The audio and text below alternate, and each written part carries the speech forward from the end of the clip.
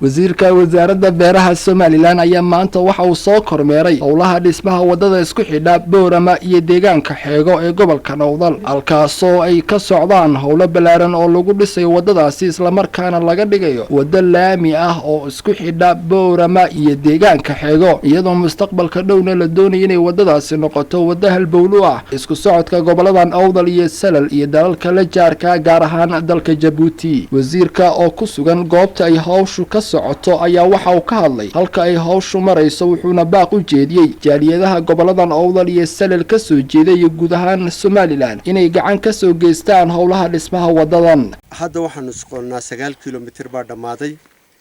inta hadhay inteeda badan way samaysan tahay laakiin waxoogaa baa hadhay dhowr kiiloomitir oo adag meeshu waa meel buuraleeya oo aad u dheer sida sawirka inaga muuqdo dariiqani wuxuu bedeli doonaa dariiqii Baki laga soo wareegayay oo 66 kiiloomitir ahaa kanina waxa weeyaan wuxuu noqonayaa 20 kiiloomitir marka laga soo bilaabo Boorama ilaa Xeego waxa weeyaan mantiqada dariiqan loo furayo mantiqad beeraleeya waa dhul ku hodana beeraha waa dhul biyo leh oo durdura leh oo dadkii deganay dhibaatooyin fara badan ay ka hor yimaadeen 20 sano ee Somaliland jirtay iyo intii ka horeysay waxba looga qaban waayay cabashadoodii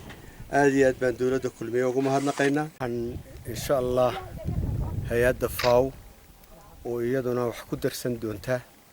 oo 4 kiiloomitir iyo badh aan rajaynayno oo dhulka kamid ah inay hoos u dhigto oo dhulka khatarta ah ee baabuurta ay maraynin ay hagaajiso waxa kaloon oo u mahadnaqaynaa NGO-ga Saba